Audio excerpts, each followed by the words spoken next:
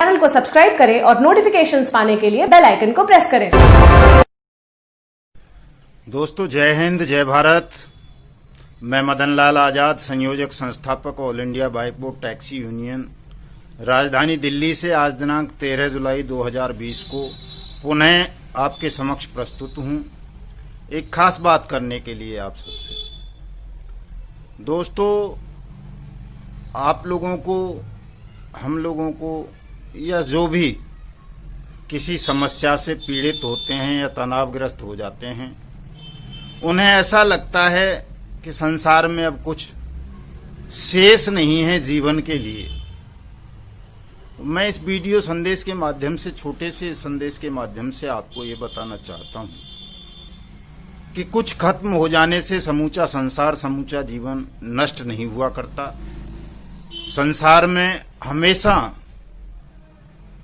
कुछ न कुछ ऐसा शेष रह जाता है कि यदि आप उसे करना चाहें दृढ़ इच्छा शक्ति के साथ, साहस के साथ, ईमानदारी के साथ, समर्पण भाव के साथ, तो वो जो कुछ भी आपके जीवन में बुरा गुजरा है, बुरा हुआ है, उससे कहीं ज्यादा बेहतर, कहीं ज्यादा आनंददायक होता है। एक उदाहरण देता हूं मैं आपको। Sunita Yadav, lady constable, Gujarat police का, उस भारत पुत्री ने जो साहस किया अभी पिछले ही दिनों, इसी हफ्ते में, पिछले वाले में, वहां के गुजरात के जो स्वास्थ्य मंत्री के बेटा और उसके लफंगे दोस्तों को जो उसने ललकार दी, चुनौती दी, और झुकी नहीं। वो रात के 10 बजे के बाद भी अपनी ड्यूटी पर मुस्तैद रही और उसने उन लफंगों को और मंत्री पुत्र को मुंह तोड़ जवाब दिया। और जब उसके अफसरों ने उससे इस बात के लिए माफी मांगने को कहा, लड़की से, सुनीता यादव से, तो उसने माफी नहीं मांगी, बल्कि साहस के साथ अपने अफसरों को अपना इस्तीफा लिख करके, अगर उसे देहाती भाषा में कहें तो मुंह पे दे मारा कि को तुम्हारी नौकरी, और मैं चली। और उसने इस पूरे घटनाक्रम को अपने ट्विटर हैंडल पर ट्वीट कर दिया, उस वीडियो के साथ, जो वीडियो उसने अपने सहयोगी पुलिसकर्मी से उस वक्त, उस मंत्री पुत्र का और उसके लफंगे दोस्तों का बनवाया था। दोस्तों, 40,000 से ज्यादा लोगों ने उस वीडियो को, उसकी उस पोस्ट को रीट्वीट किया, देखा, शेयर किया, लाइक किया। और उसका परिणाम आप जानते हैं क्या हुआ? उस छोटी सी क्लिपिंग का, छोटे से ट्वीट का असर आज ये हुआ कि कल गुजरात पुलिस को उस मंत्री पुत्र और उसके दोस्तों के खिलाफ मुकदमा दर्ज करना पड़ा। उनमें से 3 को गिरफ्तार करना पड़ा। मंत्री माफी मांग रहा है। सुनीता यादव का इस्तीफा नामंजूर कर दिया गया। और आज सुनीता यादव पूरे देश में नहीं बल्कि विदेशों तक में सच्ची लेडी सिंघम के नाम से जानी जा रही हैं। ये उस लड़की की बहादुरी का कारनामा था कि यदि मनुष्य अपने जीवन में साहस करे और वो ईमानदार हो अपने फर्ज के प्रति, अपने कर्तव्य के प्रति, अपने अधिकारों के प्रति, तो वो अकेला भी बहुत कुछ कर सकता है। आपको केवल कदम बढ़ाना है सत्य के मार्ग पर, साहस के साथ। और जैसे ही आप कदम बढ़ाएंगे सत्य के मार्ग पर साहस के साथ, आपके साथ बहुत सारे लोग जुड़ते जाएंगे। ऐसा नहीं है कि संसार वीरों से खाली हो गया है, सत्याग्रहियों से खाली हो गया है। बहुत सारे लोग हैं जो सत्य के मार्ग को पसंद करते हैं, सत्य के मार्ग पर चलना चाहते हैं, साहसी भी हैं। किंतु दुर्भाग्य ये है कि वो सब आपस में कनेक्ट नहीं है, जुड़े हुए नहीं हैं, इसलिए उनका कोई मजबूत संगठन नहीं है।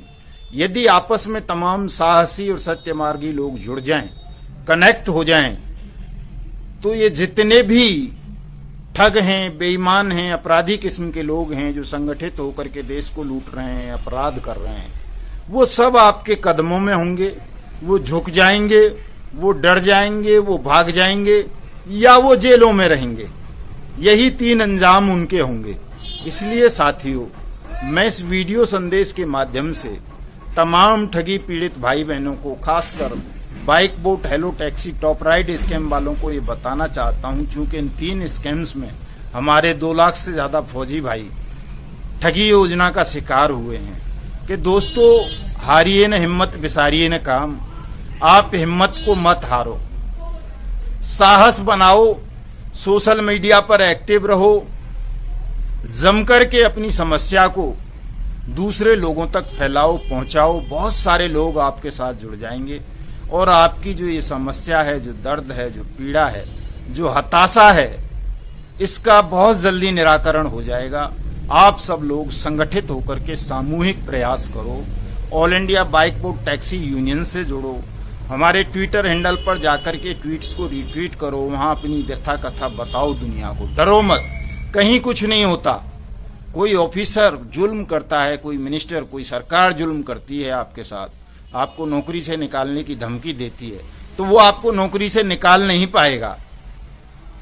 और निकाल भी दे तो मैं समझता हूं कुछ बहुत ज्यादा नहीं बिगड़ जाएगा। नौकरी छूटने के बाद भी, डिसमिस होने के बाद भी बहुत कुछ है इस दुनिया में जो आप इस नौकरी पर रहते हुए नहीं कर सकते, वो आगे चल करके उससे ज्यादा कहीं बढ़िया कर सकते हो। दिखाओ सुनीता यादव की तरह साहस। सब साथी डरो मत, भयभीत मत हो, भयमुक्त हो जाओ और मिलकर के सामूहिक संघर्ष करो, सार्वजनिक मंचों से अपनी आवाज को उठाओ। बहुत जल्दी आपका डूबा हुआ धन आप सबको वापस मिल जाएगा। दूसरी बात मैं राधा माधव कॉरपोरेशन लिमिटेड के साथियों को बताना चाहता हूं कि राधा माधव कॉरपोरेशन लिमिटेड के खिलाफ, उसके सीएमडी मितेश अग्रवाल और अभिषेक अग्रवाल के खिलाफ और उसके प्रमोटर्स के खिलाफ दिल्ली पुलिस ने मुकदमा दर्ज कर लिया है और कल से बयान दर्ज होने की प्रक्रिया आरंभ होने जा रही है। आप तमाम साथी अपने शर्म, संकोच और भय को त्याग करके एकजुट हो जाओ और इन ठगों पर हल्ला बोल अभियान आरंभ कर दो। दोस्तों बहुत जल्दी हम ठग मुक्त, बेईमान रहित भारत का निर्माण करने में सफल हो जाएंगे। बस ये छोटा सा वीडियो संदेश मैंने आज ये दो बातें कहने के लिए आपको बताया था कि सुनीता यादव की तरह साहस दिखाओ, बहादुरी दिखाओ, निजी जीवन में, सार्वजनिक जीवन में एक जैसे रहो, साहसी बनो, वीर बनो। ये दुनिया आपके समक्ष झुक जाएगी। ठगों में और बेईमानों में कोई साहस नहीं हुआ करता, वो बहुत शक्तिशाली नहीं होते, उनसे ज्यादा डरपोक संसार में जीव जंतु भी नहीं होते, कीड़े मकोड़े भी नहीं होते।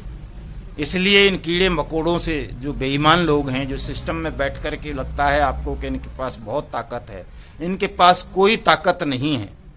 ताकत सारी सत्याग्रह में है, ताकत सारी जनता में निहित है।